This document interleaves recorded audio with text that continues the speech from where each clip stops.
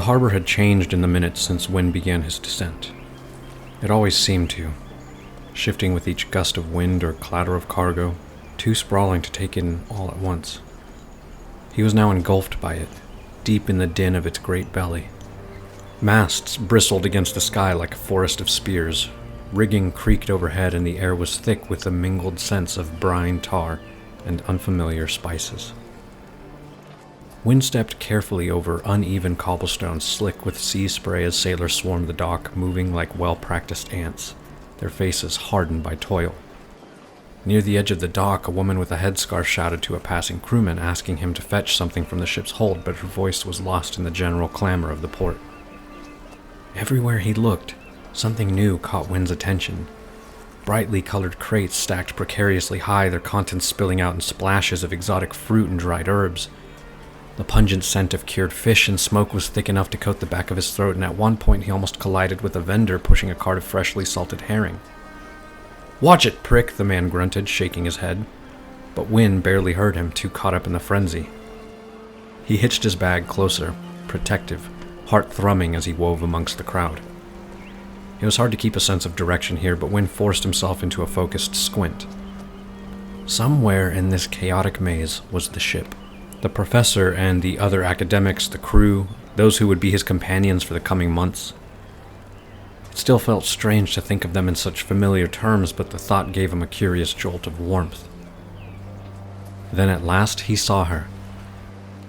The Tempest's Grace was smaller than he'd expected, but sturdy-looking.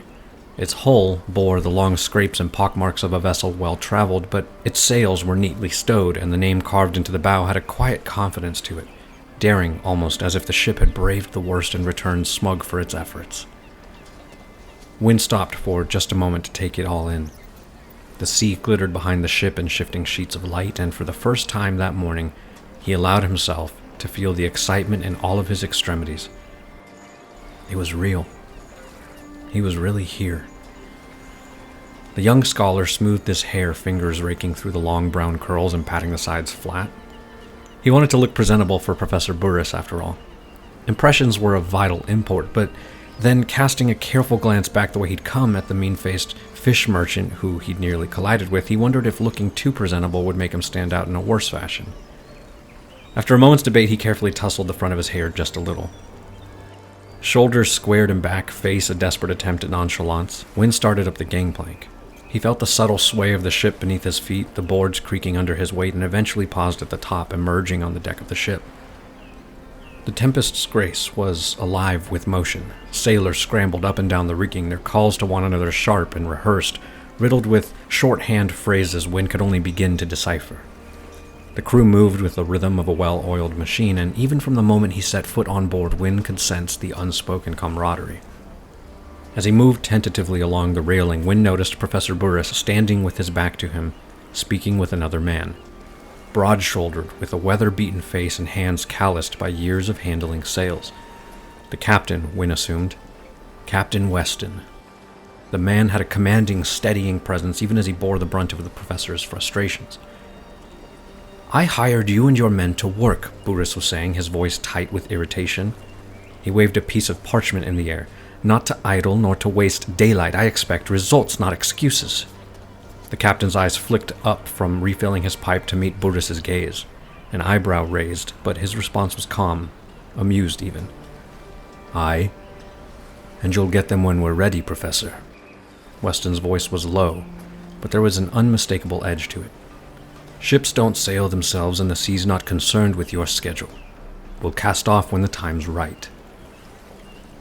Burris made an exasperated sound, and Wynn could see the professor's impatience tightening his shoulders, his face flushed with frustration. It wasn't a good look on him. The two men exchanged a few more terse words, but Wynn's attention was divided in several directions at once. He found himself again drawn to watching the crew work, clutching his satchel closer and doing his best not to obstruct them. A couple of sailors, their shirts rolled up to their elbows, hoisted barrels from the hold into the deck with the ease of routine. Their muscles bulged under the strain, sweat trickling down their backs. One sailor caught his eye, giving him a brief, curious look before turning back to his work. No words passed between them, just a look of recognition as if to say, yes, you're here, and yes, this is how it goes.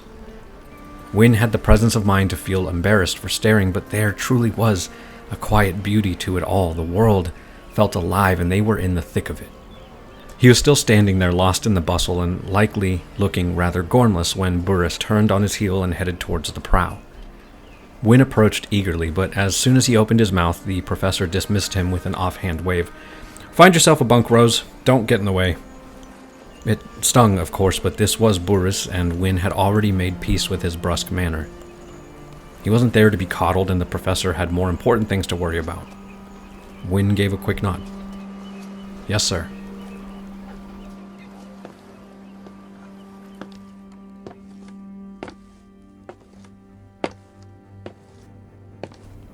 The ship's hold was dim and cool, the air heady. As Wynn made his way down the narrow steps, he felt a slight chill, his boots thudding softly against the well-worn wood. The deeper he descended, the more the noise above faded, replaced by the muffled creaking of the ship and the steady hum of waves against the hull. Wynn blinked as his eyes adjusted. The cruise area was cramped, the scent of damp wood and oil clinging to every surface. It was a functional space, no frills, but Wynn had expected that. Crates and barrels lined the walls, a jumble of supplies waiting to be stowed or unpacked, and here and there a sailor passed by, head down as they moved with purpose. They barely glanced up, some of them nodding and passing, but all were too busy for pleasantries just yet. It wasn't until he reached the far end of the hold that he found what he was looking for. The bunks. They weren't much, just a few hammocks strung up between the beams, a thin layer of bedding tucked underneath. The stench of sweat and straw already seeped deep into the fabric. Wynn paused, blinking owlishly as he took it in. There was no separate quarters for the scholars, no privacy, nothing like the quiet, orderly dormitories at the Institute. This was rough.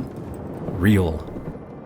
Authentic, certainly, but Wynn hadn't exactly prepared himself for what the reek of authentic smelt like.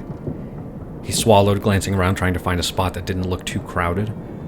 A moment's searching revealed what appeared to be a stack of leather-bound books, a folded coat, signs another of the research team was nearby, and he picked his way carefully between the low beams. There was an empty hammock near the bulkhead, just beneath a small porthole where the strip of light filtered through. It would have to do. Satchel dropping to the floor, Wynn unbuttoned his coat, draping it over a nearby crate. With a deep breath, he sat down on the hammock, testing it cautiously, but it held steady. For a moment, he just sat there, the creaking of the ship surrounding him. It was quiet here, almost peaceful in a way. A strange kind of peace that Wynn hadn't expected. He had no memories of being a babe inside his mother's womb, but for an odd and fleeting moment, he wondered if this is what it would have been like. Confusion and safety, soft rocking, a quiet and enfolding warmth, the muffled voices of strangers overhead. He lay back, staring at the dark wood above him, and envisioned himself trying to sleep this evening. It wasn't ideal, but he supposed it was tolerable, for now at least. "Well then," he said to no one in particular. Cast off couldn't come soon enough.